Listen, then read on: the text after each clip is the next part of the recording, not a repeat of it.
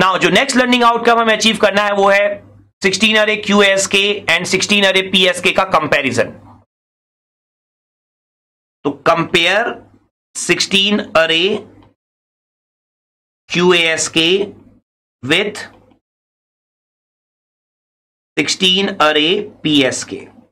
Although मैंने यहां पर हेडिंग सिर्फ QASK और PSK ही लिखी है, लेकिन यहां पर मैं सारे कंपैरिजन आपको शो कर देता हूं। पहले QASK और PSK का शो कर देता हूं। तो अगर आप देखोगे जो डी मिनिमम आपका आया है QASK के केस में 16 अरे आप चाहो तो लिख लो यहां पर ब्रैकेट में, कितना आया 1.26 अंडर रूट EB। और डी मिनिमम जो आपका आया है 16 अरे PSK में ऑलरेडी आप निकाल चुके हो फॉर्मूला, लेकिन मैं यहां पर दोबारा फॉर्मूला आपको डिराइव करा देता हूं। क्या होता है 2 under root ES sine pi by M। ये फॉर्मूला हम प्रीवियस लेक्चर्स में देख चुके हैं। तो फॉर्मूला कितना आ जाएगा 2, 16 अरे है तो ES की वैल्यू क्या हो जाएगी 4EB साइन पाई बाय 16। तो यहां पर 2 बाहर हो जाएगा तो कितना हो जाएगा 4 अंडर रूट EB और साइन पाई बाय 16 की वैल्यूज हम देख लेते हैं क्या आती है कैलकुलेटर से। तो ये वैल्यू हमारी आ रही है 0.195। तो हमारा जो आंसर आ रहा है वो आ रहा है 0.78 अंडर रूट EB।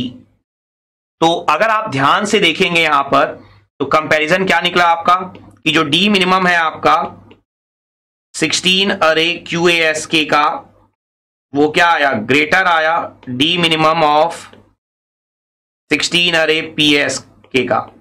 तो जो PSK का डी मिनिमम है वो छोटा आ रहा है। इसका मतलब क्या है, मैंने आपको समझाया हुआ है कि जिसका डी मिनिमम बड़ा होता है प्रोबेबिलिटी ऑफ एरर उतनी ही कम होती है। तो प्रोबेबिलिटी ऑफ एरर अगर आप बात करेंगे 16 अरे QASK की तो वो क्या होगी लेस होगी प्रोबेबिलिटी ऑफ एरर 16 अरे PSK।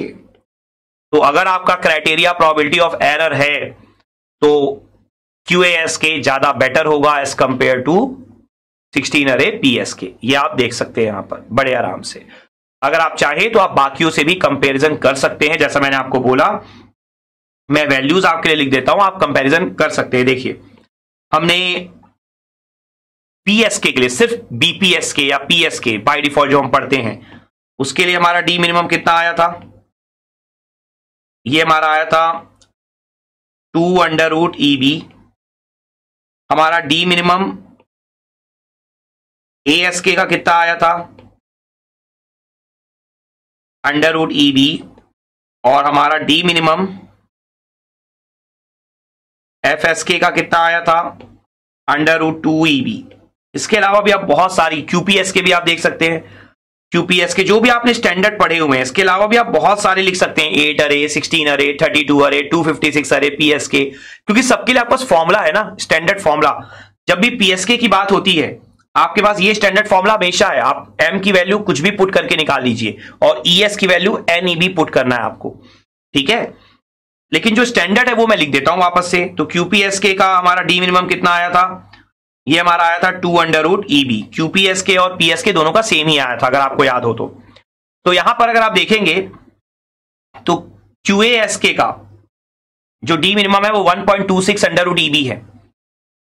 तो अगर आप QASK को इन सबसे कंपेयर करते हैं तो आप देख सकते हैं कि अंडर रूट 2 जो है FSK वाला वो तो 1.414 है, तो वो तो कम हो गया। ASK वाला डायरेक्टली कम दिख रहा है, पर जो PSK और QPSK वाला है वो ज्यादा है, वो ज्यादा है। इसका मतलब आप क्या लिख सकते हैं कि जो डी मिनिमम है PSK D minimum QPSK is greater than D minimum of QASK।